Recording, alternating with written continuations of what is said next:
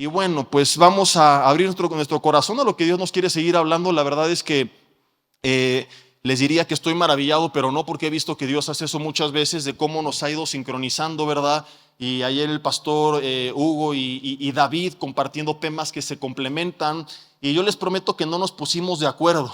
No es de que creamos un grupo de WhatsApp y vamos a decirles que es de Dios y que así se dio, ¿verdad? Sino que realmente ha sido la manera en la que Dios nos ha ido guiando. Y hace rato que el pastor Yoshi compartía algunas cosas, digo, qué maravilloso es Dios que quiere reforzar otra área de nuestras vidas, porque cuando yo voy a la Biblia me encuentro que son muchos los ataques que utiliza el enemigo, y generalmente se habla, cuando hablamos con hombres, mucho de la parte sexual, mucho de la parte de la administración del dinero, porque el dinero y el sexo y el poder nos corrompe. Pero creo que si nosotros hiciéramos una estadística de los hombres de Dios en la Biblia que fueron atacados y tentados por Satanás, y nosotros quisiéramos presentarlo en una gráfica, nos daríamos cuenta que fueron dos principales formas de ataque que él utilizó para neutralizar, para destruir, para paralizar a los hombres que él llamó. Y una tiene que ver con la que ya se ha hablado, que es la inmoralidad sexual, y tienes hombres como David, como Salomón, como Sansón.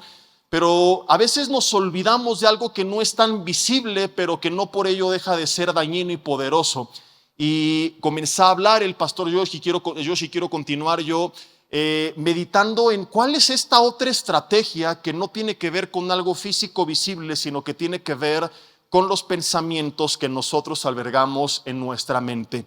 Satanás, dice Juan 8:44, es el padre de mentira, y hoy quiero desenmascararlo delante de ti, revelarte cómo a través de mentiras que te he hecho creer acerca de ti mismo, ha tratado de romper en tu vida el propósito de Dios. Y por aquí está en pantallas, creo que el título del mensaje de esta noche: lo común hecho épico. Y déjame contarte de qué se va a tratar, qué es lo que vamos a ver nosotros a continuación. Y te lo quiero resumir o introducir con una historia, y para eso te pido que pongas mucha atención. Hoy te voy a contar muchas historias, y realmente de cada una de ellas podríamos hacer un mensaje entero. Aclaro que no es mi intención ser exhaustivo, porque puede que tú digas, te faltó esto, aquello y el otro. Son solamente ejemplos que quiero utilizar para ilustrar una gran verdad. Y es que Satanás, como lo hemos estado viendo, sabe que Dios tiene un plan para tu vida, como lo acabas de escuchar. Dios quiere llevarte a vivir una vida épica. Y a veces nosotros pensamos que Él tiene el poder de estorbar tanto que no se cumple en nuestras vidas el plan de Dios. Y déjame decirte que Satanás no tiene sobre tu vida ninguna autoridad ni poder salvo lo que Dios le permita hacer. Ejemplo de ello es Job, que para ser tocado por Satanás, tuvo primero Satanás que recibir el permiso de parte de Dios. La Biblia nos dice lo contrario, que somos nosotros, según Jesús en Lucas 10:17, quienes tenemos autoridad sobre el reino de las tinieblas y la promesa de que nada nos dañará. Entonces, Satanás, ¿cómo sabe que él no puede enfrentarte palmo a palmo? Porque un cristiano con el Espíritu Santo de Dios, que lo ha investido del dunamis de Dios, del poder de Dios, según Hechos 1, le va a ganar, no te puede derrotar. Y como sabe que no te puede derrotar, va a intentar convencerte de que ni siquiera pelees. Escúchame, para que tú solito renuncies a lo que él no te puede arrebatar. Como sabe que mano a mano tú llevas las de ganar porque el Señor está contigo, va a engañarte y hacerte creer lo contrario, que vas a perder, para que entonces solito pierdas por default y no te presentes al partido. ¿Me estoy explicando? Él no necesita destruirte si puede neutralizarte. Y para neutralizarte muchas veces se va a valer de una carta de mentiras para engañarte acerca de quién eres tú, de lo que puedes o no puedes hacer, y que, escúchame con atención y vuelvo a enfatizar, tú solito renuncies a lo que él no te pueda arrebatar. Tú solito no pelees la batalla que él sabía que tú ibas a ganar. Y ahorita voy a retomar esto y lo voy a explicar. Pero quiero introducir esto con un ejemplo, y es el ejemplo de lo que yo llamo el síndrome de Mefiboset. Algunos de ustedes conocen a este personaje y te lo quiero mega resumir de su vida. Podríamos hacer una serie entera, pero te cuento rapidísimo. Él era el nieto del rey Saúl, su padre Jonatán, heredero natural al trono. Mefiboset un día lo pierde todo porque su padre cometió muchos errores, te lo estoy súper resumiendo. Y llega años después al trono un amigo de su padre que había hecho un pacto con él y que le dijo: cuando tú seas rey quiero que hagas misericordia de mi casa. Este amigo se llama David. Ahora David, si tú has estudiado un poco de la Biblia, ¿verdad? Y a veces la lees y no solamente ves Netflix, sabes que es en teología conocido como un tipo de Cristo. Te lo voy a simplificar. ¿Qué es un tipo? Es una representación del antitipo. No es Jesús, es simplemente que en él se vislumbran algunas de las sombras de lo que había de venir. Por ejemplo, se dice que el arca de Noé es un tipo de Cristo en el sentido que los que entraron en ella fueron salvos del diluvio. Y así vemos en David muchas cosas que después se cumplieron en Jesús. ¿Sí me explico o no? Entonces, esto es bien importante porque David, cuando toma el trono, él se acuerda del pacto y pregunta: ¿quién quedó de la casa de Jonatán a quien yo haga misericordia? Y le avisaron: quedó por ahí un joven llamado Mefiboset, que resulta que cuando vino la guerra sobre su casa, siendo el niño, su padre murió en la guerra, su abuelo murió en la guerra, su nana lo toma en brazos, sale corriendo con él para salvarlo. Mientras corría, la mensa se tropezó, se le cayó el niño, quedó lisiado de ambas piernas y jugó para el Cruz Azul el resto de sus días. Ese era Mefiboset. ¿Cuántos de Cruz Azul de aquí? Levanten la mano. Todos los endemoniados, gloria a Dios por sus vidas. Al rato ministraremos liberación sobre ustedes, ¿verdad? Y se lo lleva a un lugar llamado Lodebar. Lodebar en hebreo significa lugar seco, lugar sin pastos, en las afueras de la ciudad, de la región, para mantenerlo seguro. Y yo creo firmemente que Mefiboset nos representa a todos nosotros de alguna manera, porque al igual que él era el nieto del rey y lo pierde todo por su pecado, el ser humano fue puesto en el huerto del Edén para sojuzgar la tierra y lo perdimos todo por causa del pecado de Adán, por quien entró, según Romanos, la muerte y el pecado al mundo. Pero cuando llega David, el rey, dice: yo quiero restituir a Mefiboset. Y sabes que lo manda a llamar y le dice: te voy a regresar todo lo que te pertenecía por herencia.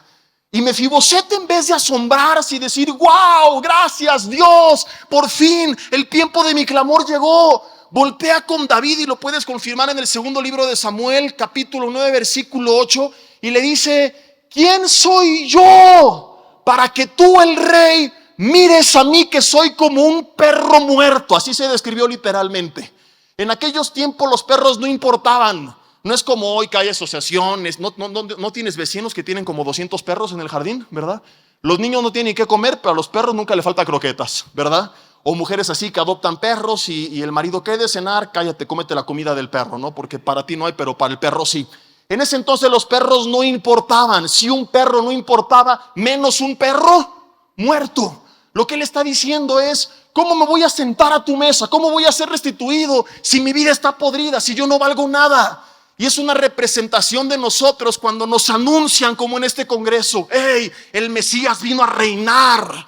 Jesús, representado en esta escena por David, venciendo al enemigo, acabando con los filisteos, terminando sobre el pecado, colgando en la cruz el acta de decretos que nos era contraria, llamándonos a su mesa, diciendo: ven y siéntate a mi mesa, te quiero perdonar, te quiero restaurar, te quiero restituir todo lo que el enemigo te robó. Y en vez de que nos las creamos y digamos gracias y acepto y me siento, escuchamos mensajes como los de este congreso y decimos: no, yo no voy a poder. Esto se oye chido para otros, pero yo soy un perro muerto.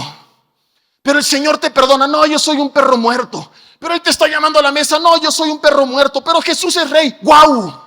Y en vez de aú, aú, más bien hacemos guau, guau. Y como perros muertos, pensando que esto es imposible para nosotros, renunciamos voluntariamente a lo que Satanás no nos puede robar. Y ahí es cuando tiene éxito en una de sus estrategias favoritas. Yo te lo he dicho muchas veces los domingos: Satanás no tiene que ser creativo. Si fuera creativo, ignoraríamos sus maquinaciones, y la Biblia dice que no las ignoramos. ¿Por qué? Porque él se dio cuenta que con el paso de los años, lo único que tiene que hacer es cambiar la forma a través de la cual presenta sus principios. Las formas cambian, los principios siguen siendo los mismos. Y desde el principio de la Biblia hasta nuestros días, puedes darte cuenta a cuántos varones les quiso arrebatar el llamado del rey a sentarse a la mesa. ¿A cuánto les quiso arrebatar su bendición? ¿A cuánto les quiso arrebatar el reino? ¿A cuánto les quiso arrebatar la autoridad? ¿A cuánto les quiso arrebatar el nuevo plan que Dios tenía para ellos? Simple y sencillamente parlopeando mentiras en su contra, convenciéndonos que somos perros muertos, que no valemos para nada, para que entonces tú solito dijeras, yo no voy a poder. Y quizás es tu situación en esta noche. Pastor, ¿yo cómo voy a orar por los enfermos? ¿Cómo voy a discipular a los demás si de toda la Biblia no hago un resumen de 10 minutos? ¿Yo cómo voy a servir en el ministerio? ¿Yo luchar por mi matrimonio? No, hombre, llevamos 20 años viviendo un infierno. ¿Yo dejar la pornografía? No, hombre, en la chamba me dicen el porno loco. Ya así me conocen, yo no voy a cambiar. Hay hombres que están totalmente engañados por Satanás, que inclusive a nivel fisiológico te podría explicar de cómo tanto repetir ese pensamiento. Hoy la ciencia confirma que tú has creado conexiones en tu cerebro que han fortalecido esas áreas de esos pensamientos, lo cual se le llama fortalezas que tú crees que son verdad. Y por eso Romanos 12:2 dice que para que puedas comprobar la voluntad de Dios, necesitas renovar tu entendimiento. Cambiar esas estructuras de pensamiento, esas mentiras arraigadas ya a nivel químico en tu cerebro. Y eso va a ser imposible a menos que comiences a creer y repetir, y creer y repetir, y creer y repetir la palabra de Dios y la verdad de Dios para que se destruyan esas viejas conexiones y crees nuevas conexiones, no conforme a la mentira del enemigo, sino conforme a la verdad de la palabra de Dios. ¿Cuántas lanzas aventó Goliat? Di conmigo 0. ¿Cuántas cabezas cortó? ¿Cuántos israelitas mató? 0. ¿Cuántas vidas quitó? 0. La Biblia cuenta que este hombre se para en el primer libro de Samuel, capítulo 16, frente a un ejército que nos representa a ti y a mí, con la armadura puesta, que daba el grito de guerra, como hoy, ¡au, au, au! Que le decía, ¿para qué lo intentan? ¿No soy yo Goliat y usted de los siervos de Saúl? Échenme uno que se eche un tiro conmigo, y si me surte somos sus siervos, y si me los surto son mis siervos. Y pasaron 40 días sin que nadie peleara porque llegó a David, si no pueden pasar 40 años. Y esta historia es asombrosa, lo digo entre comillas, es terriblemente asombrosa porque nos revela esta verdad. Satanás no mandó a Goliat a cortar cabezas, a sacar corazones, a quitar vidas, lo mandó a hablar. No tuvo que matar a nadie, le bastó hablar para tener paralizado a un ejército de valientes, comportándose en la práctica como un ejército de cobardes. ¿Te suena? Dile al de al lado, creo que te están hablando, porque a mí no. Sí, Dios está conmigo, yo lo creo en el nombre de Jesús, pero vienen las voces a la mitad del camino. Sales de aquí y vienen las voces de tu jefe. Tú, si tú eres un bruto, tú de chalán nunca vas a pasar. Y sales aquí, sí, el poder de Dios y voy a terminar esa carrera. Y el maestro que te humilla, tú jamás. Y me voy a casar y tener un matrimonio. Y viene el enemigo, tú casarte, brother. Andar con esa chava que no te has visto en el espejo. Cuando Dios te creó, te dijo, elige rostro o gracia. Pediste la gracia, ahora te friegas. A menos que la hagas ciega en el nombre de Jesús, soltero te vas a quedar toda la vida. Y empiezas a creerte las mentiras del enemigo. Yo muchos años pensé que era incapaz de hacer un resumen de toda la Biblia de 10 minutos y compartirlo. Yo escuchaba predicadores que de un versículo daban todo un sermón de 1 hora y yo decía, ¿cómo le hacen estos cuates? O son de otro planeta, o se echan un churro de marihuana antes de predicar. Porque yo de toda la Biblia no hago un resumen de 10 minutos y este cuate lleva 1 hora hablando y de un versículo se sacó todo ese sermón. Y me autodescalifiqué engañado por Satanás. Y es a lo mejor en diferentes áreas de tu vida como tú te encuentras, pensando que tú jamás podrás hacer ese negocio, que tú jamás podrás restaurar tu matrimonio, que tú jamás podrás vencer ese pecado, que tú jamás podrás discipular a alguien, que las cosas de Dios son para otros, pero que no son para ti, porque el gigante a la mitad del camino te engañó. He escuchado tantas prédicas donde la gente dice que Israel no entró a Canaán por los gigantes que vio. Y es una de las mentiras más grandes que se ha transmitido a la iglesia, porque Israel no vio ningún gigante. Porque los únicos que entraron de esa primera generación fueron, como hace rato lo escuchaste, 12 personas. Solamente esos 12 vieron el fruto de la tierra. Llevaron una muestra al resto de la nación, es cierto. Pero la nación de Israel no vio los gigantes, no vio las murallas, no vio los ejércitos. Lo que el enemigo hizo para paralizarlos no fue presentarlos, fue hablarle de ellos. No entraron por lo que vieron, no entraron más bien por lo que oyeron. Porque 10 tercos, necios, cabezones dijeron, no se va a armar, está muy difícil, son muy grandotes y nosotros chiquitos, y les creyeron. Y muchos años me pregunté, ¿y por qué les creyeron? Y es que siempre hablamos de ellos como los 12 espías. Y un término que en la Biblia, no recuerdo si aparece como tal, lo que sí recuerdo y estoy seguro es que se les llama 12 principales, que en hebreo significa príncipes, era gente importante de autoridad en la cual ellos confiaban. Y Satanás, lo que yo aprendo de aquí, es que elige personas clave en tu vida para decirte las palabras incorrectas, sembrarlas en tu mente y que entonces tú solito renuncies a lo que él no te pueda arrebatar. Utilizó a 10 figuras de autoridad para paralizar en el desierto a 2 millones de personas. Di conmigo, uyuyuy, ay, ay, ay. ¿Cuáles son esas voces importantes, figuras de autoridad que te dijeron no vas a poder y tú les creíste? Algunos de ustedes, mis hermanos, y de eso hablaremos, desde pequeños fueron maldecidos por sus padres. Y la voz de papá, esa autoridad tan importante para ti que te dijo no vas a poder, inútil, bruto, burro, bueno para nada, mira nada más cómo te peinas, cómo te vistes, cómo caminas, como marica, fracasado, ¿por qué no lo haces como tu hermano? ¿Por qué no lo haces como tu primo? Mira, él sí lo hace bien. Fueron suficientes para que tú te descalificaras.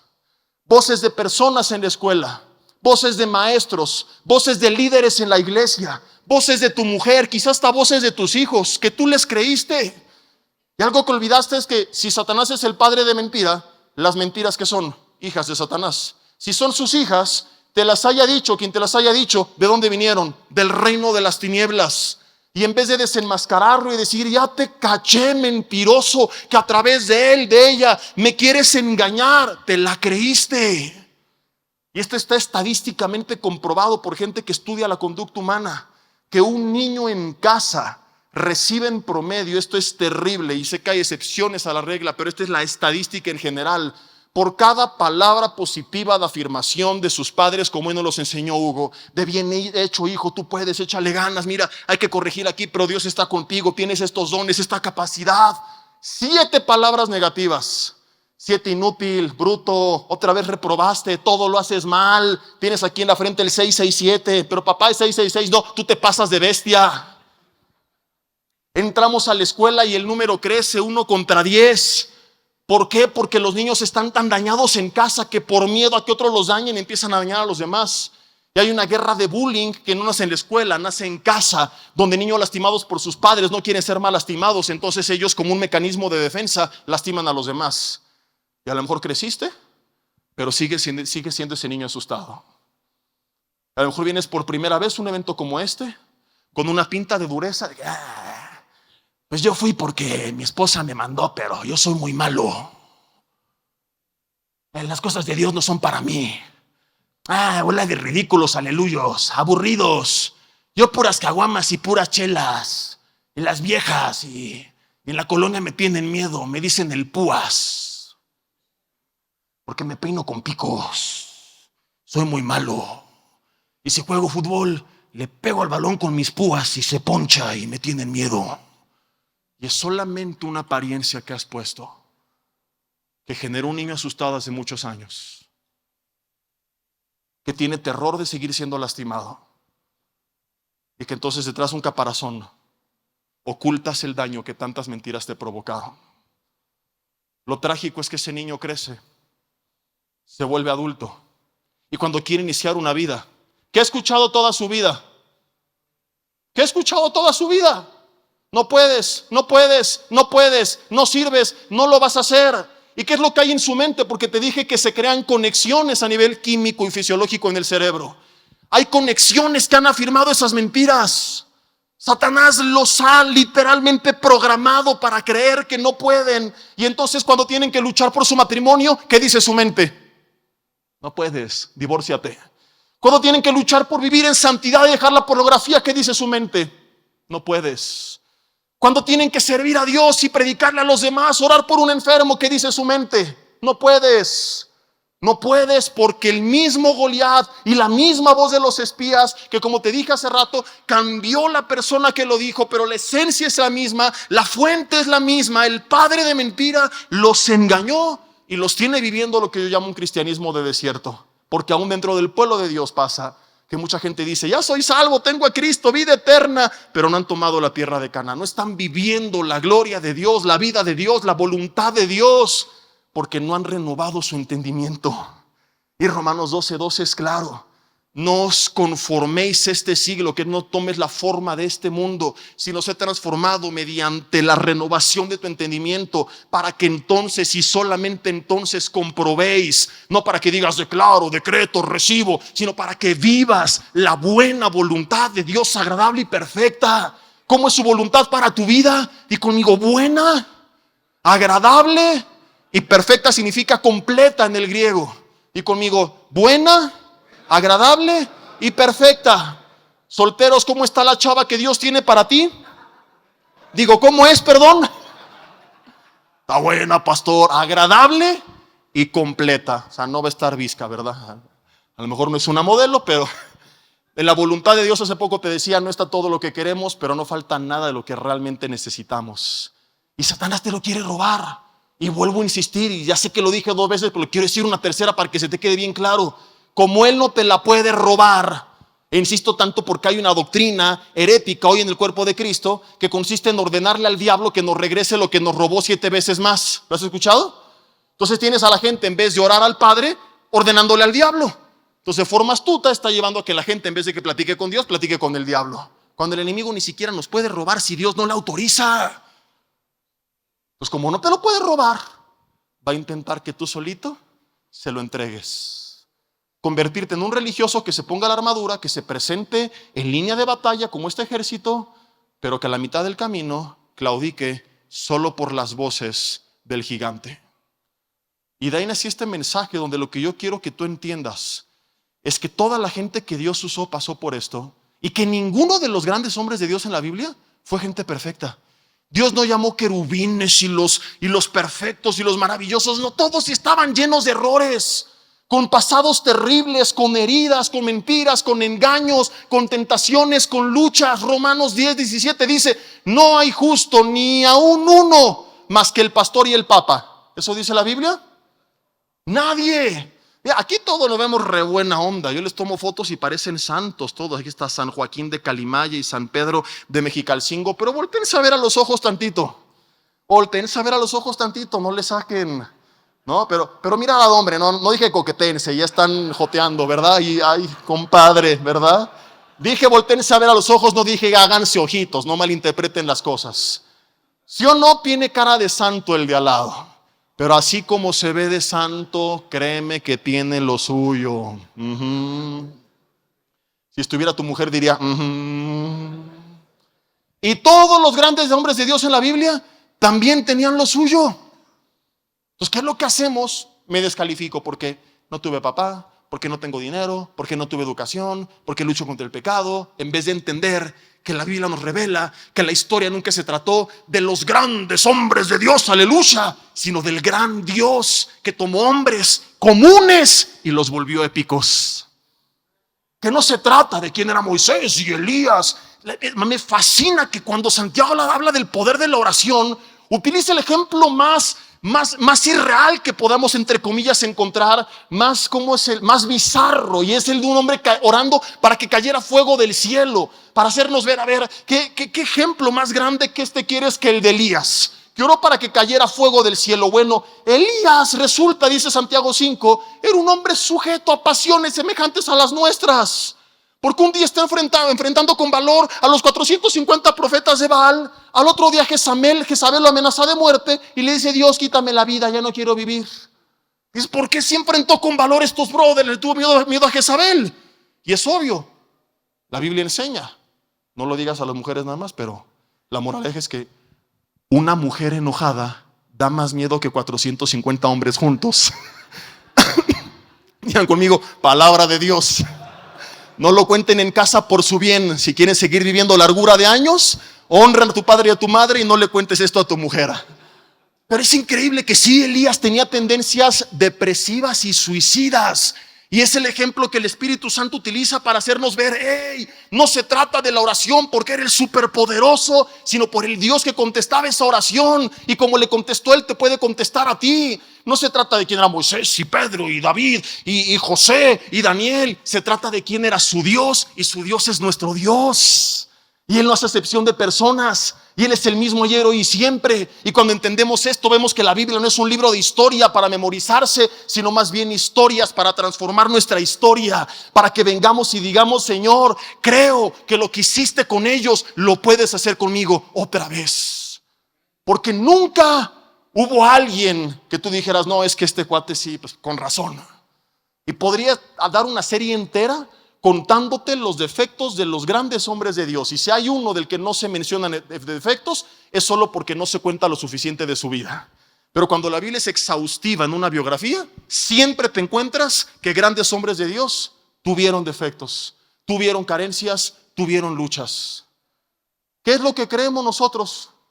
Que Dios llama a pura gente perfecta, porque desafortunadamente a veces ese niño lastimado, con miedo a seguir siendo lastimado, crece, se vuelve cristiano, ocupa una posición de autoridad, predica la palabra, lo ordenan pastor, y te encuentras arriba del púlpito que ese mismo niño lastimado, por miedo a ser lastimado, tiene temor de ser vulnerable y decir a la iglesia: yo también me equivoco.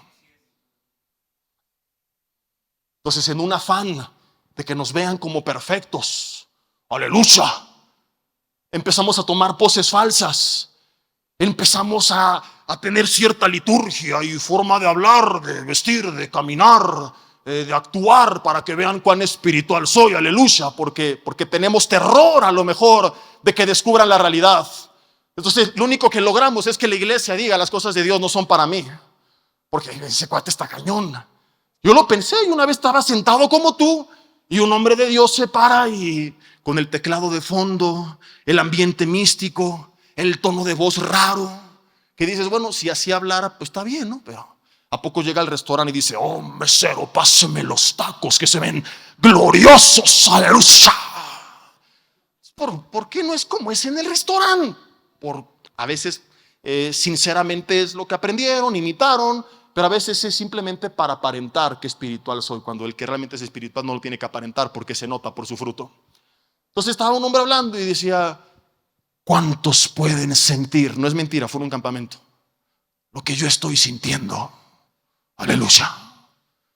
Yo dije: yo no estoy sintiendo nada. Bueno, sentí una corriente de aire, pero es porque abrieron la ventana nada más. Y los demás, el mismo niño asustado, para que no diga nada de ellos: sí, yo también sentí. En un autoengaño comunal. Hermanos, ayer llegué a la casa y prendí la luz, aleluya. Y un ángel sentado en la sala me dijo: no le enciendas, Dios es tu luz, hijo mío. Ahí estaba el ángel que fue a pedirme consejería, aleluya. Y platiqué con él aquella noche, y luego oré durante 8 horas y amanecí como nuevo. Y esta es la palabra que Dios me reveló, y te empieza a predicar. Y tú dices: no manches. El brother llegó, prendió la luz y el Señor iluminó su casa, mientras un ángel fue a platicar con él, a pedirle consejo. Haces la comparación y dices: yo llegué a mi casa, prendí la luz y no había, porque me la cortaron, porque no he pagado. No estaba en la sala un ángel, sino mi esposa bien enchilada porque ya era tarde. O tu jefa, si eres soltero, ¿verdad? Dormiste en el sillón, intentaste orar, pero a diferencia de él, a los 5 minutos tú te quedaste dormido en el sillón con la espalda deshecha y no recibiste nada de parte de Dios. Tu conclusión es: yo no sirvo para las cosas de Dios. Imaginas que la casa pastoral es perfecta. Es que siempre se ven tan bonitos en las fotos, tomados de la mano. Mis pastores seguramente no se pelean. No es como en mi casa que mi mujer está ahí en la cocina de gruñona y yo le grito: vieja, la comida. Ella me responde enojada: no estés fregando, viejo panzón, ahorita va. Por eso estás así de cerdo mientras mis hijos están guameando. No, el siervo del Señor seguramente se sienta y le dice: mujer virtuosa, y están los sagrados alimentos que Yahvé nos concedió, aleluya. Mientras la pastora le dice: en un segundo, varón de Dios. Y sus hijos abrazados cantan: en unidad, habitad en unidad, habitad los hermanos juntos. Yo te quiero decir, al menos de mi persona, lo que tú ves con mi esposa es genuino. Si estamos enojados, te vas a dar cuenta, porque no vamos a fingir. Si nos ves contentos y abrazándonos, es algo real. pero no somos perfectos. Ha habido ocasiones, estoy seguro, en los que ella me ha querido ofrecer en holocausto santo, vivo, agradable y perfecto delante de Dios. Ha habido ocasiones en las que yo digo, Señor, y no puede venir el rapto, pero ya. Pero si estamos juntos y somos felices y hemos sido restaurados, no es por nosotros, sino por el Dios al cual servimos. Y es el mismo que puede hacer eso obra en tu vida. Y también nos equivocamos, y también luchamos, y también nos desanimamos, y también luchamos con la depresión, porque nunca se ha tratado de nosotros. Porque el ser humano por sí mismo no es épico, es común, pero tenemos un Dios que nos hace épicos por medio de su Espíritu Santo. Dios siempre ha usado gente común y corriente. Y Satanás quiere que tú lo ignores para que tú solito te descalifiques. Algunos ejemplos de la Biblia. No sé cuánto tiempo,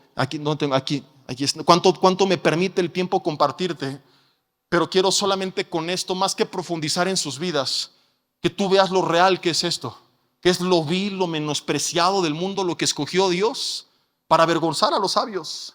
Y te quiero contar un poquito de algunos de los grandes. Y para mí el más grande, porque me enseñaban de él desde chico en la escuela dominical, es David. Entonces hoy, gloria a Dios, los maestros de la escuela dominical tienen mucho mayor creatividad, pero en ese entonces solamente enseñaban dos historias: David contra Goliat y el arca de Noé. A ti también te tocó, Hugo, seguramente por cómo asientes con la cabeza, ¿verdad? Entonces era primer domingo David contra Goliat, primera parte; segundo domingo, segunda parte; tercer domingo David contra Goliat, tercera parte. ¿Y cuándo va a vencer al gigante? Ya que se lo surtía, dices, por fin cambio de historia. Siguiente domingo Goliat contraataca, y no salía de ahí la señora. Y el arca de Noé, no era muy bonito el mensaje: niños, hagan su cuarto si no se les va a inundar. Entonces yo siempre crecí viendo a David como, wow, un hombre conforme al corazón de Dios. Y alguna vez estudié su vida semana a semana y la compartí en un estudio durante muchos años los martes, que les digo de broma, hicimos doctorado en David, porque fueron 5 años estudiando como en unos 200 mensajes toda la vida del rey David. Y me di cuenta de cuán vulnerable era, y que lo hizo ser un hombre conforme al corazón de Dios era que él tenía la agenda de Dios en su vida, en una agenda personal. Pero perfecto no fue.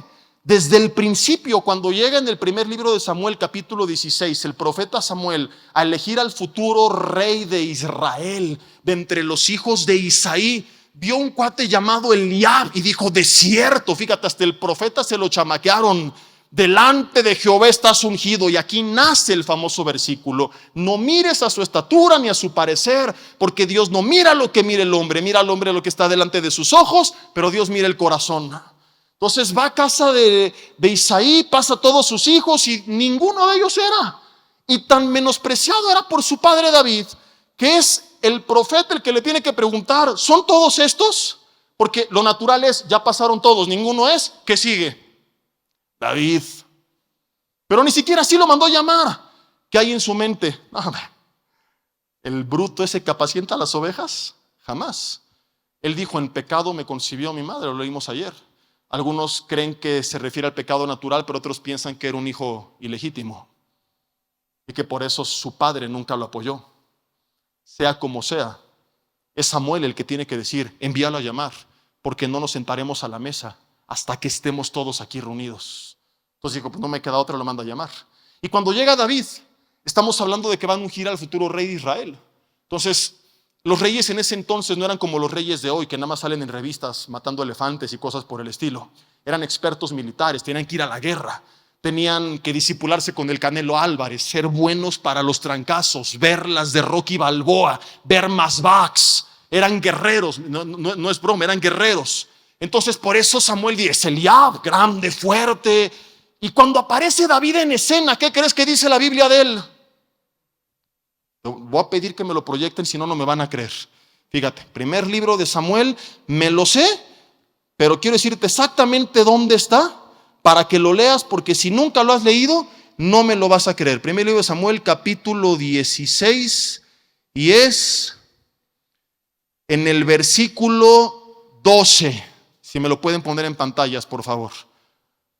Chécate nada más. Contra todo pronóstico, vas a leer lo que es la presentación más gay de alguien que te puedes encontrar en todo el Antiguo Testamento. Yo no quiero que me presenten nunca así en un congreso. ¿Te imaginas, Hugo, que te presentaran y con ustedes un pastor guapísimo, blanco, hermanos? Dices, no manches. Y así presentan a David. ¿Qué dice la Biblia? ¿Ya me lo pusieron o no? Hasta ni lo quieren proyectar ahí en las pantallas ahí está, dice, y le hizo entrar. Y dice la Biblia, y era rubio y hermoso de ojos y de buen parecer. La pregunta es, ¿a quién rayos le importa esto? Para un rey. Ideal para una cristiana soltera, ungida y urgida, ¿verdad? Que dice, yo recibo en el nombre de Jesús. Pero ¿para quién importaba el color de sus ojos? Ni modo que llegara con los enemigos y les hiciera, ay, son azules, corran. Y con su cabellera, y los demás, ay, no le peguen porque lo vamos a desfigurar, pobrecito. ¿Es sí o no la presentación más gay que has leído de alguien en todo el Antiguo Testamento?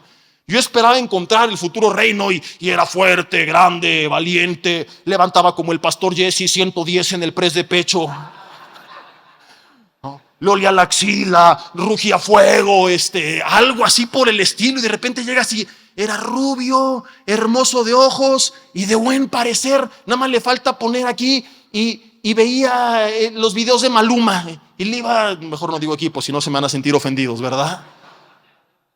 ¿Pero qué nos enseña esto? Di conmigo, no era apto. No los escuché, no era apto ante los ojos de los hombres.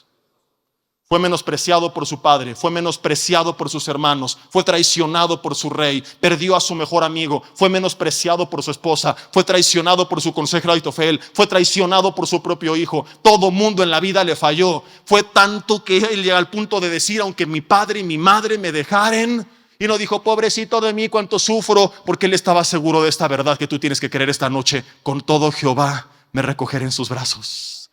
Y lo importante no es lo que digan los demás, es que piensa Dios de ti. Y Dios dice, levántate y úngelo, porque este es. ¿Sabes por qué te pesa tanto la opinión de los demás? Porque no escuchas la voz de Dios diciéndote lo contrario. Cuando tú escuchas la voz de Dios y sabes quién eres y a qué te ha llamado, te deja de importar lo que piense el hombre de ti. Porque hay tantos hombres que están, ay, mi esposa me dice, mis hijos, pastor en la iglesia, mi pastor no valora mis talentos, mi esfuerzo, me banquearon, porque no escuchan la voz de Dios. Porque cuando tú sabes quién eres, no te importa lo que los demás digan. Porque importa lo que digan los chalanes, y el Rey de reyes y Señor de señores dice, yo te voy a ungir, te voy a dar mi espíritu, te voy a enviar, te voy a habilitar, te voy a dar la capacidad o la capacidad de capacitarte y te voy a respaldar. Y eso es lo que le daba seguridad a David. No era el extremo del humanismo de tú puedes, visualízate, confiésate, ni la mediocridad y el menosprecio. Él decía, Jehová es mi luz y mi salvación, ¿de quién temeré? No decía, es que estoy cañón, soy el papirrín de los reyes, porque si hay gente, ¿no? Mis dones, mi unción, me voy a parar frente al espejo y me voy a cantar alabanzas, me alabaré, así hay gente. No, a mí me fascina su actitud, porque él hay el equilibrio perfecto, en el que él dice, sí voy a poder, pero no por quién soy yo, sino por quién está conmigo. Y es de lo que tú te tienes que convencer, que no importa de dónde vengas, qué hayas pasado, con qué estés luchando, la pregunta es, ¿está o no está Dios contigo? Y si no está contigo, comiénzalo a buscar. ¿Qué te dijo Dios que hicieras? La pregunta no es qué tan difícil es, sino viene o no de parte de Dios. Y si vino de parte de Dios, se hace porque se hace. Porque Dios, cuando te da la orden, te da también la capacidad. En la parábola de los talentos, a cada uno dio conforme a su yujú. Nos enfocamos en lo que cada uno hizo y no en lo primero, conforme a su capacidad. No imagino a Dios enterándose de tu fracaso y diciendo, ay, sí es cierto, ¿cómo le encargué esto a este cuate si se me olvidó que está bien bruto? Si te manda algo es porque te va a dar la capacidad. O como David, que no la tenía, pero los siguientes 13 años lo preparó para ser rey. Te va a dar la capacidad, o te va a capacitar, o te va a dar la capacidad de capacitarte. David, tiempo después, en el siguiente capítulo, va al lugar donde estaba Goliat amedrentando a los demás, a ver cómo estaban sus hermanos. Cuando escucha todo su discurso, te lo voy a mega resumir, dice: ¿quién es este cuate? Yo me lo quiero surpir. Saúl el rey le dice: tú no vas a poder, él es hombre de guerra desde su juventud y tú eres un miserable pastor de ovejas nada más. Él le cuenta lo que Dios hacía con él, dice: ok, está bien, échate el tiro. Goliat se siente ofendido: soy yo perro para que vengas a mí con piedras y palos. Te voy a derrotar y voy a dar a comer tu cuerpo en pedazos a las aves del campo. Y en vez de dejarse intimidar, dice: tú vienes a mí con lanza y con espada y con jabalina. Su declaración es fabulosa. No dijo: pero yo creo, declaro, confieso. Dijo: yo vengo a ti en el nombre de Jehová de los ejércitos, el Dios de los escuadrones de Israel, a quien tú has provocado. Tiene que nacer un celo santo en nosotros, hermanos, en contra del mundo, y decir: ¿cómo es posible que hablen así de nuestro Dios y de nuestro pueblo? Y levantarnos y decir: vamos a demostrar que somos diferentes, que somos épicos, no para que nos conozcan a nosotros, sino para que sepan quién es el Dios de los escuadrones de esta iglesia. ¿Quién es aquel que nos ha enviado? Y David le dice: yo vengo a ti en nombre de Jehová de los ejércitos, y voy a cortar tu cabeza, y voy a cortar tu cuerpo, y lo voy a partir en pedazos, y le voy a dar de comer a las bestias del campo y a las aves de los cielos. Y cuando yo lo haga, Goliat, toda la tierra sabrá que hay Dios en Israel. Y es la generación de hombres épicos que se tiene que levantar. No como dice hace rato el pastor Joshi, hombres quejumbrosos. Ay, no me apoya mi familia. Ay, no me apoyan mis hijos. Ay, no me apoyan mis pastores. Pedí que oraran por mí y no me gustó cómo oraron. Me dejó en visto. No me saludó. Gente que por todo se tropieza. Gente que hace mito y da el grito de guerra y ahí se queda. Sino gente como David, que diga: aunque no tenga el apoyo de los demás, aunque no crean en mí los demás, no importa de dónde vengo, yo me voy a surtir al gigante, yo le voy a entrar. Todo lo que he escuchado en este congreso, yo le voy a entrar. Yo voy a orar por esa persona, yo voy a rescatar a mi familia, yo voy a pasar tiempo con mis hijos, yo voy a orar por ese enfermo, yo voy a abrir ese discipulado, yo voy a servir en mi congregación, yo voy a emprender ese negocio, yo voy a echarle ganas en mi trabajo, yo voy a animarme a hacer lo que otros solamente ven de lejos, y voy a hacerlo bien y me va a ir bien, no por quién soy yo, sino porque no vengo solo, sino en el nombre de Jehová de los ejércitos. Y voy a tener la victoria y voy a salir adelante y la gente va a conocer a Dios, no por quién soy yo. Yo soy común y corriente, pero porque he conocido al Dios que toma hombres comunes y corrientes y los hace épicos. Épicos.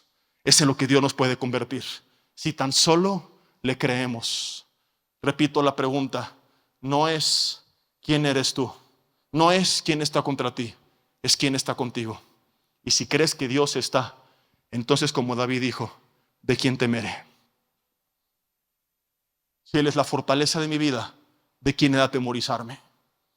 Aunque un ejército acampe contra mí, no temerá mi corazón. Aunque contra mí se levante guerra, yo voy a estar confiado. Toda su vida David tuvo presión y menosprecio, pero toda su vida, según los salmos, lo puedes ver, tuvo una relación con Dios. Y eso es lo que le llevó a ser el hombre que fue, a pesar de sus errores. Podré seguir hablando de él, pero te quiero contar un poquito de Moisés. Este hombre que al final, como escuchamos hace rato, cometió un grave error, pero que no podemos negar que la gran trayectoria que tuvo fue prácticamente intachable. Es el hombre que enfrenta a Faraón, el gobernante del imperio que predominaba en ese entonces, que era el egipcio. Es el hombre que alza sus manos y por quien conocemos la historia de las plagas del Antiguo Testamento. Por medio de él fue que Dios envió la plaga de las moscas y de las ranas y la de las suegras y todas cosas espantosas que aterrorizaban a la gente. Si te la sabes, ¿verdad? Y se hizo una película de él, en todo el mundo se estrenó hace muchos años en caricatura, El Príncipe de Egipto.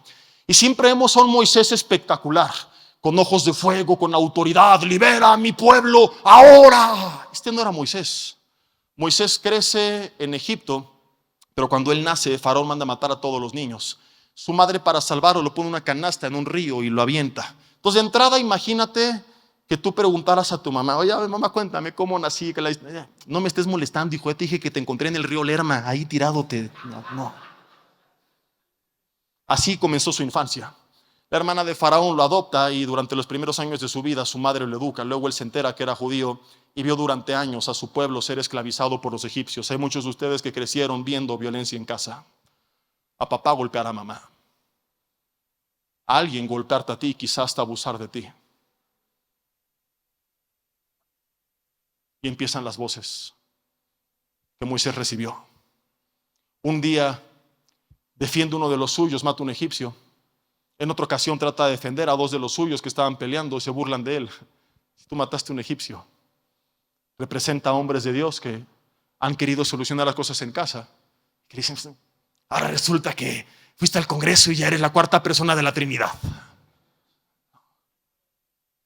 Vete a la goma con tus rollos.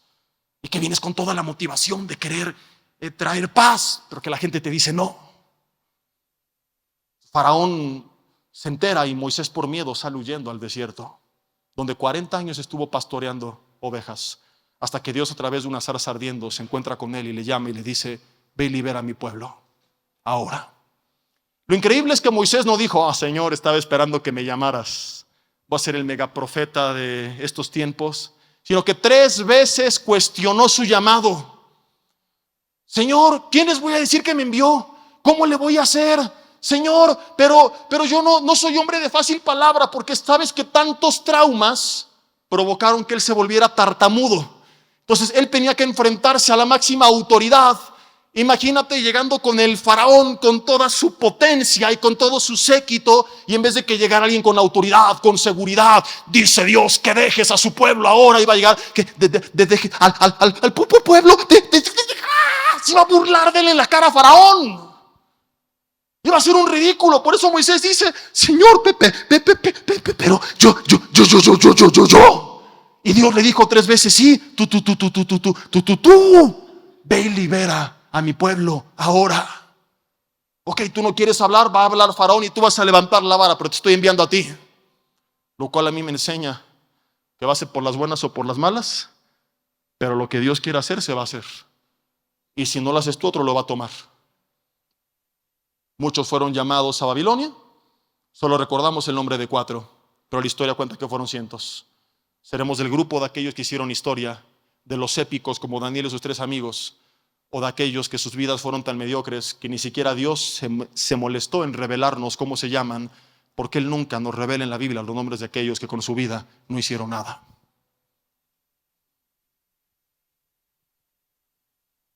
¿Pasaremos a la historia o seremos parte de la historia? ¿Seremos de los que pudieron ser épicos o seremos épicos? Eran 600,000 judíos los que salen del desierto, pero se cuentan las cabezas de los hombres. Le suma a su esposa, a sus hijos, hablas de unas 2 millones de personas. Era el reto que tenía Moisés. Y las 3 veces que le cuestionó a Dios, ¿sabes qué le dijo Dios? Ve, porque yo estaré contigo. A lo mejor tú te has descalificado, pues, ¿dónde vengo? Mi infancia, intenté resolver problemas, no pude, fracasé, con Dios no hay fracasos, hay elecciones. Y tienes que entender que a lo mejor falló porque lo intentaste en tus fuerzas. Señor, ¿cómo le voy a hacer? Y es maravillosa la respuesta de Dios, además de ver porque yo estaré contigo, que ya aprendimos con David. Dios le hace una pregunta a Moisés, ¿qué tienes en tus manos? Una vara, suéltala. Y al soltarla se convierte en una serpiente que después se come a las serpientes de los encantadores de Faraón. En una representación de la autoridad de Dios presente en cada una de las plagas y presente cuando se abrió el mar en 2. Presente en el lugar santísimo, en el arca del pacto, durante toda la historia del Antiguo Testamento y en cada sacrificio. Podemos hablar horas también de lo que era la vara que tenía Moisés, en lo que se llegó a convertir y que antes de eso fue simplemente el báculo con el que él caminaba en el desierto. Me fascina esto porque no es de que Dios dijo, te voy a dar aquí un tanque de guerra, un AK-47, un ejército. No, lo que tienes en tus manos, cuando lo sueltes de tus manos, será suficiente. Varones que se han descalificado porque están esperando que Dios provea lo que ya Dios les proveyó, pero no se han dado cuenta porque lo siguen sosteniendo en sus manos. Tú estás esperando, no, cuando me gane la lotería, no, cuando llegue esa chava, no, cuando arregle mi matrimonio. No, con lo que tienes suelto en las manos de Dios, Dios puede hacer milagros. Deja de aferrarte a lo que tienes y entrégaselo a Dios. No, cuando me asciendan a jefe de chalán, entrégale ese puesto a Dios. No, cuando predique con miles de personas, esos 3 discípulos, entrégaselos a Dios. Cuando sea jefe en el ministerio, tu posición de servidor, entrégasela a Dios. No esperes a que las cosas se den. Toma lo que tienes y suéltalo y ve cómo Él lo transforma. Y de aquello que aparentemente no era más que un bastón para caminar, resulta que ese bastón en las manos de Dios puede ser más de lo que imaginamos para ver la gloria de Dios en nuestras vidas. ¿Qué es lo que tienes en tus manos, varón? Ese negocio, ese trabajo, esa familia, ese matrimonio ahí medio chamuscado, esa relación con tus hijos. No esperes a que todo se perfeccione. Entrégaselo a Dios y cree que Dios con eso puede hacer algo. Que Dios puede usar eso como instrumento para todo lo que va a venir después. Y podríamos seguir hablando de Moisés, pero me quedan solamente 10 minutos y no quiero omitir a uno de mis favoritos, Pedro. Porque una de las razones por las que muchos hombres se descalifican es por la falta de recursos materiales, por la falta de preparación, por la falta de educación. Si tú eres joven y puedes prepararte, hazlo. Pero si tú eres adulto y la vida no te dio la oportunidad, déjame decirte, eso no es un impedimento para lo que Dios quiere hacer en tu vida. El hombre, como ayer lo veíamos, como proveedor, tiene, y lo hemos visto en matrimonios, un ego más grande que el de la mujer. Por eso es que sí o no somos más fanfarrones en público. ¿Sí o no? Seamos honestos. Porque nuestro ego es más grande. Cuando el hombre no tiene, su ego se va para abajo porque no tiene que presumir. Entonces, como no tiene que presumir, se esconde y se descalifica. Y aparece en este contexto Jesús el Mesías llamando a los 12 hombres que iban a predicar la palabra para transformar el mundo, de los cuales 6 eran pescadores. La Biblia dice en Hechos 4, hablando de Pedro y Juan, que no solamente eran pescadores, eran sin letras y del vulgo. Pedro es un hombre que en 2 sermones lleva 8,000 personas a Cristo. Pedro asombra a grandes autoridades que lo escuchaban hablar, y es aquí donde nace. Dicen, pero ¿cómo habla así? Si era un hombre sin letras y del vulgo. Pedro era tan usado por Dios que la gente ponía a los enfermos a la calle creyendo que si tocaba Pedro con su sombra uno de ellos iban a ser sanos. No dice la Biblia que esto pasaba, pero es lo que la gente creía, por cómo fue usado por Dios. Pilar importante de la iglesia primitiva. ¿Y quién era Pedro? Un hombre que no sabía leer ni escribir y que venía del vulgo, que quiere decir el estrato social más bajo, rebajo, super bajo de todo lo bajo de la sociedad. Ninguno de nosotros tenía ese nivel. No tenía su empresa de pescadería, era pescador. Era el último número en la cadena alimenticia. Y vemos las películas de Pedro y no siempre los ponen bien vestidos, perfumados, peinados, hablando decentemente. Los ves y en toda esta serie de The Chosen, ¿verdad? Que tiene cosas muy bonitas, pero algunas son un poco irreales. Y ves a Pedro y a Juan y casi escuchando música clásica. Y buenos días, amable Juan, ¿cómo está, amable Pedro? Muy bien, amable Juan, echemos las amables redes, pesquemos los amables peces. ¡Qué amabilidad! ¡No! Te me vas a espantar por lo que voy a hacer, pero lo tengo que hacer para que entiendas quién era Pedro. Porque cuando tenemos estas ideas decimos, no, pues yo como. No, pues David era de la tribu de Judá, yo soy de la tribu de Mexicalcingo. No, yo de la familia de Aarón y yo de la familia de Calimaya. Entonces nos descalificamos porque ignoramos estas verdades. Mira, si no te aprendes los ejemplos, las historias, solo quédate con la esencia del mensaje, que es lo que me interesa. Que tú te crees con esta verdad para que la verdad, pum, haga pedazos todas las mentiras que te has creído toda tu vida. De entrada, ¿cómo iba a hablar así si no tuvo educación? Era más reducido su vocabulario, ¿me estoy explicando? Entonces yo imagino que llegaba con Juan y le decía, ¿qué tranza ese mi Juan? Pues ¿qué huboles mi Peter? ¿Vamos a echar las redes o no? Pues vas, sopas gorrión, eres canica que rueda o yo que baila. Algo así era Pedro. Cuando conoció a su esposa no le dijo, ¿qué tal, sierva? Soy el siervo Pedro, aleluya, quiero ver si acepta que la disipule, que le lea la Biblia y soy el futuro apóstol. No, ¿cómo si era de lo más bajo de la sociedad, si no tenía educación? Yo imagino que la vio y le dijo, uy, ay, la sierva. Bendita la tuerca del tornillo, del rin, de la llanta, del camión que trajo el cemento donde estás parada. Salmo 1342. No dije ninguna majadería, nada doble sentido, no te me espantes, simplemente es bendita. Algunos se olvidan de todo el mensaje, pero esto no lo van a olvidar, ¿verdad? La tuerca del tornillo, del rin, de la llanta del camión que trajo el cemento donde estás parada. No te aconsejo que lo practiques, pero creo que Pedro dijo más o menos algo así cuando conoció a la sierva. Este es el hombre que después grandes autoridades dicen, ¿Por qué habla así? Y hay una clave. Y quiero terminar con esto, si me apoyan con el teclado.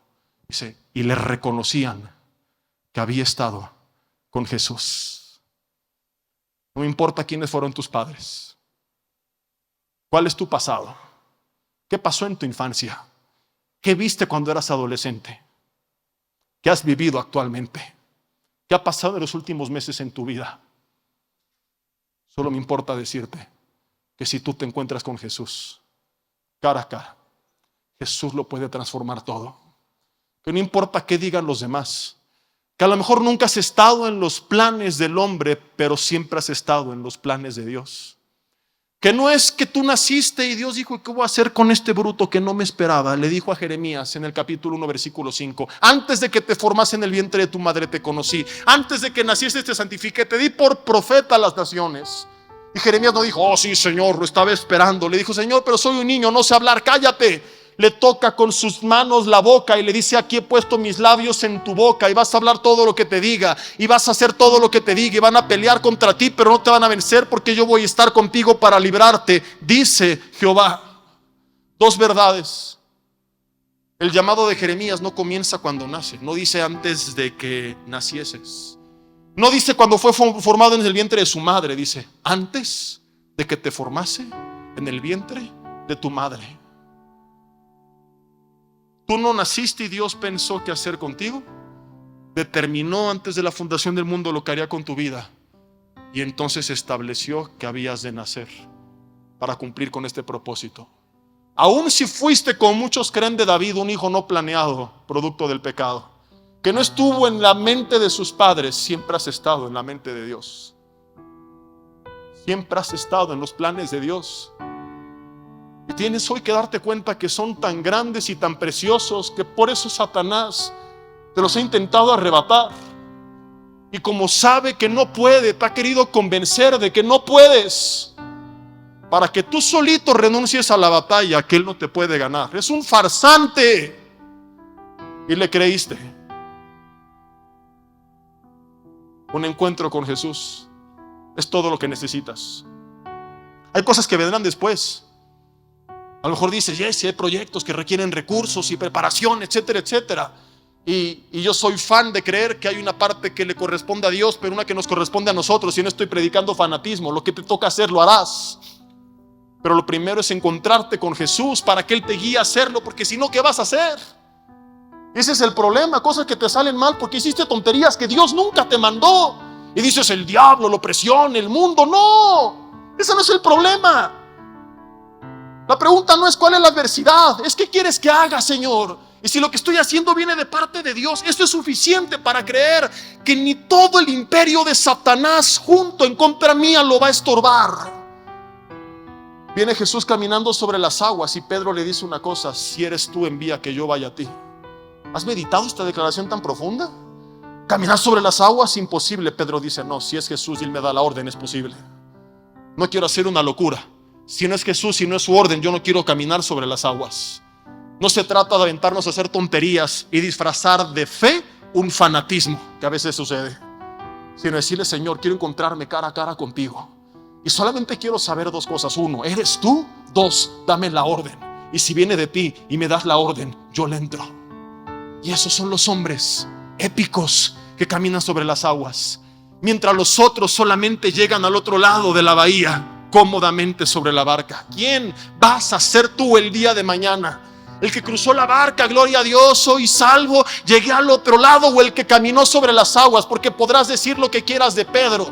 Sabes que me fastidia escuchar tantos sermones que predican de su incredulidad, porque puedes decir lo que tú quieras de él, pero él en el cielo va a parar en fila a todos los pastores y les va a decir, tanto que predicaste de mí, pero déjame decirte una cosa: soy el único ser humano sobre la faz del planeta Tierra, sin contar a Jesús, que sabe lo que se sienta, al menos por unos segundos, haber caminado sobre las aguas.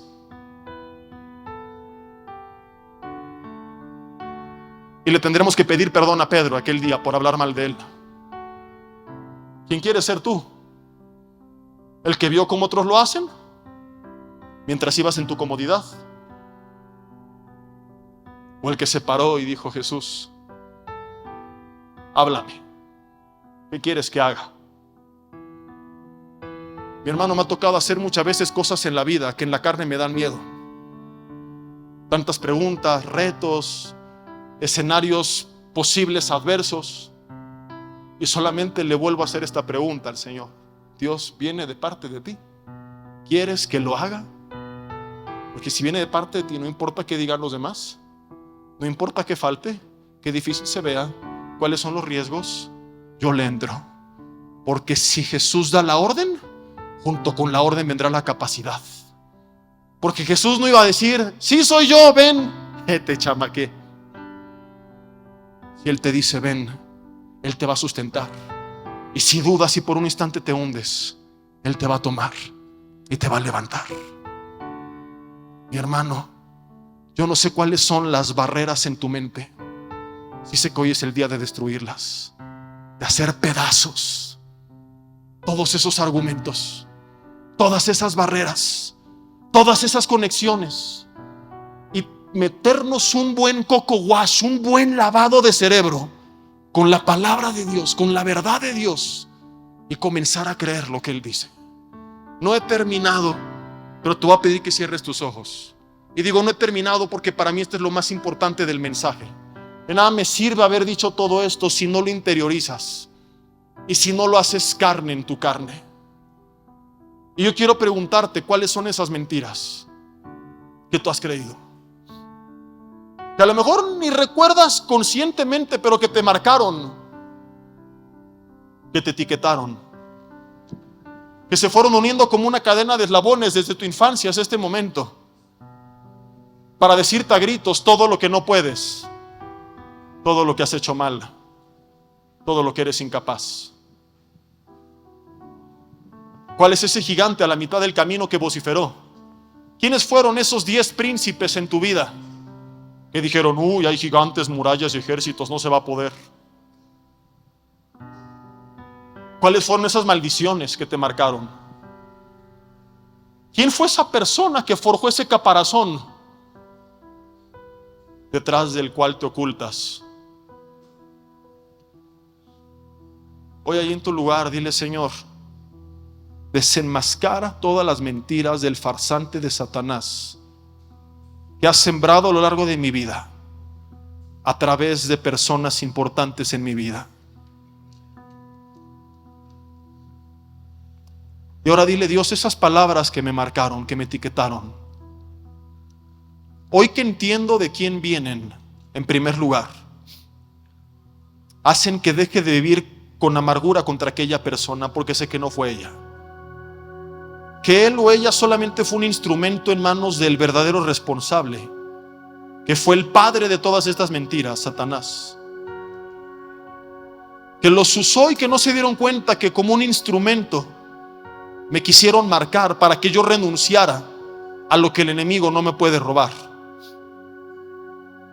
Y dile: Dios, hoy en el nombre de Jesús te entrego todas esas mentiras, y de forma simbólica levanta una de tus manos y dile: Dios, aquí están, y llámales por su nombre.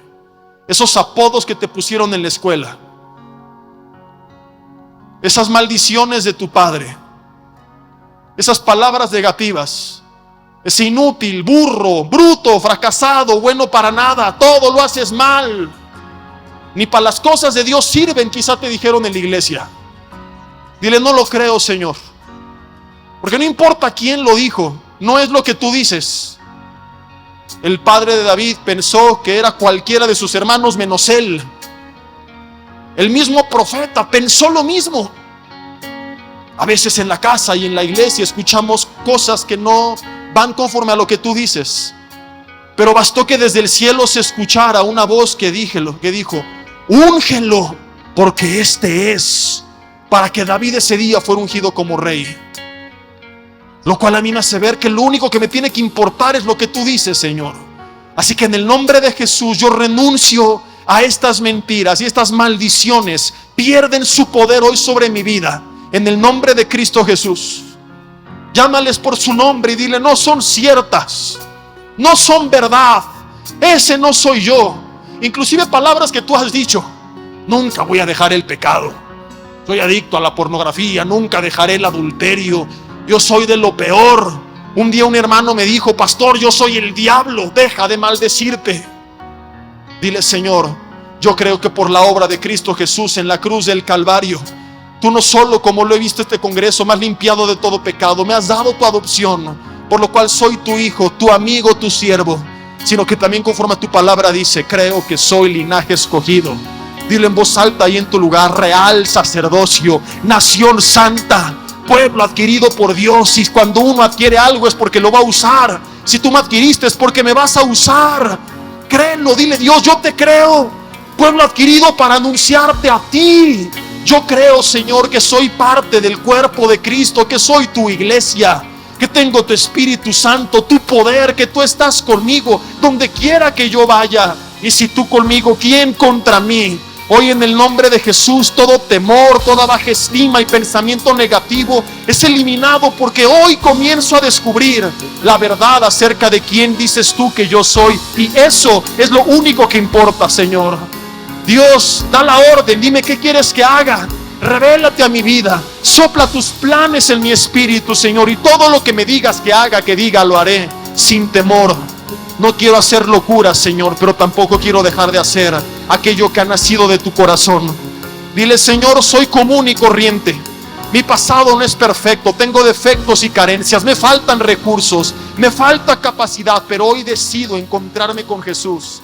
Te voy a buscar, voy a orar, voy a congregarme, me voy a discipular, voy a leer la Biblia. Y a través de esa búsqueda día con día, no de una religión, sino de una relación, tu palabra irá renovando mi entendimiento, irá rompiendo las mentiras, irá sembrando la verdad, irá afirmando tus planes, tus promesas, tus pensamientos, me irá convenciendo de quién soy. Y voy a comprobar, al renovar mi entendimiento, tu voluntad buena, agradable y perfecta. Dile: Señor, yo creo que tus planes para mí son buenos. Yo creo que vienen tiempos buenos. Yo creo que tienes cosas que a veces, Señor, van a ser difíciles, pero cobrarán para bien. Yo creo que tu voluntad sobre mi vida será completa, Señor. Hoy decido creer tu verdad y dejar de creer las mentiras del enemigo, Señor, en el nombre de Cristo Jesús. Toda mentira es echada fuera de mi vida. Toda maldición es quebrantada, es anulada. Yo no la recibo, porque no es lo que tú dices. Yo soy escogido, yo soy perdonado, yo soy solamente quien tú dices que soy. Ahí en tu lugar, esta canción que ya te la sabes, conviértela en una oración y dile: Señor, yo soy quien tú dices que soy. No la repitas de memoria, sino con convicción.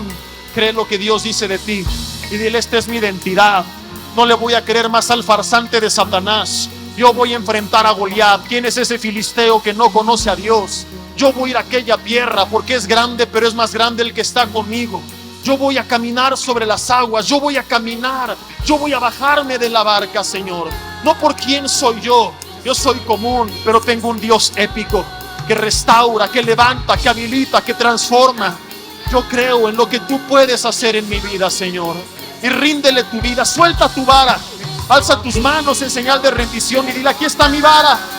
Hoy me Cuando estuvo frente a Goliat, representación simbólica de toda adversidad de nuestras vidas.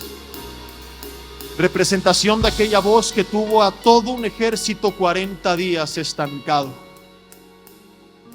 Y a lo mejor así has estado, pero dile: Dios, hoy se terminó. Hoy, como David, al creer quién soy en ti y quién me respalda, me enfrento a ese gigante con valor y dile: dejo en el nombre de Jesús mi línea de batalla. Dejo simplemente de parlotear para avanzar hacia el frente contra ese gigante. Y no importa cuál sea el reto que tengo por delante, yo sé que con tu respaldo lo voy a lograr. Imagina ese reto representado en Goliat. Es luchar contra esa inmoralidad, es restaurar tu matrimonio, es terminar tu carrera, es comenzar a buscar a Dios, a discipularte, es hacerte el tiempo de pasar tiempo en su presencia, es empezar a luchar por restaurar tu salud y cambiar tus hábitos. Yo no sé qué es lo que Dios te ha estado hablando y que el enemigo te dijo: no, no vas a poder. Di conmigo en voz alta: tú vienes a mí con espada y con lanza y con jabalina, mas yo vengo a ti en el nombre de Jehová de los ejércitos, el Dios de los escuadrones de Israel, el Dios viviente, a quien tú has provocado, y yo te voy a vencer, y voy a dar tu cabeza y tu cuerpo a las bestias del campo, a las aves de los cielos, y todo Toluca y todo Metepec, cuando vea lo que Dios hizo en mi vida, sabrá que hay Dios en esta congregación, que Cristo vive, que Él sigue vivo, que a los 3 días resucitó de entre los muertos, y que no se trata de quiénes somos nosotros, sino de quién es Él. Y dile: Señor, sáname, restáurame, levántame, habilítame, y haz que lo común se vuelva épico. En el nombre de Jesús, así será hecho. La nueva generación de hombres épicos que Dios está por levantar, solamente basta que te encuentres con Él. Y ahora cambia el sentido de lo que estábamos cantando, y este canto de guerra que hace rato estábamos levantando en el tiempo de alabanza, vamos a repetirlo otra vez con convicción, porque a veces, sabes, terminamos: ay, sí, pobrecito, todo lo que pasé, lo que sufrí, pero si en verdad crees esta palabra, ahora es momento de levantarte con esa autoridad como David, de enfrentarte al faraón como Moisés, de enfrentarte a las autoridades como Pedro. Así que ya que entendiste lo que Dios hizo, ahora cree lo que va a hacer, y cree que si Él es con nosotros, como hace rato lo cantábamos, ¿quién contra nosotros? Y con ojos cerrados vamos a seguir con este tiempo de alabanza, pero ahora creyendo y confesando con nuestros labios lo que creemos que podemos hacer en Él, en el nombre de Jesús. Dile: Dios, yo creo en lo que tú puedes hacer, y que si tú eres conmigo, ahora sonríe y dile: ¿quién contra mí? Amén. Vamos a celebrar por lo que Dios va a hacer en nuestras vidas.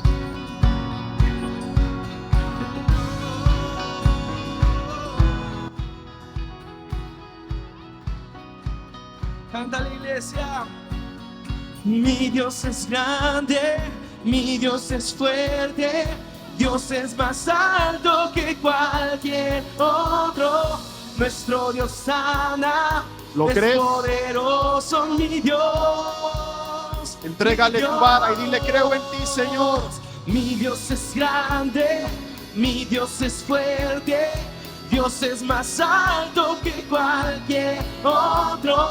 Nuestro Dios sana, es poderoso, mi Dios, mi Dios. Cántalo. Mi Dios es grande, mi Dios es fuerte, Dios es más alto que cualquier otro. Nuestro Dios sana, es poderoso, mi Dios, mi Dios. Si Dios es por nosotros, ¿quién es contra nosotros? Si Dios es por nosotros, ¿quién nos podrá vencer? Si Dios es por nosotros, ¿quién es contra nosotros? Si Dios es por nosotros, ¿quién nos podrá vencer?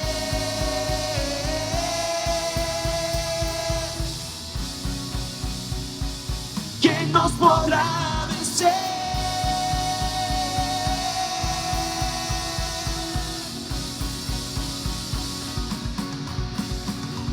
Mi Dios es grande, mi Dios es fuerte, Dios es más alto que cualquier otro. Nuestro Dios sana, es poderoso, mi Dios, mi Dios. Mi Dios es grande, mi Dios es fuerte, Dios es más alto que cualquier otro. Nuestro Dios sana, es poderoso, mi Dios, mi Dios. Si Dios es por nosotros, ¿quién es contra nosotros? Si Dios es por nosotros, ¿quién nos podrá vencer? Si Dios es por nosotros, ¿quién es contra nosotros? Si Dios es por nosotros, ¿quién nos podrá vencer?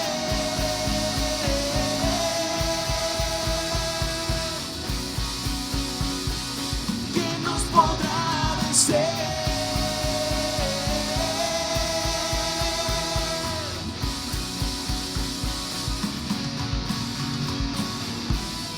Si Dios es con nosotros, ¿quién contra nosotros. Amén.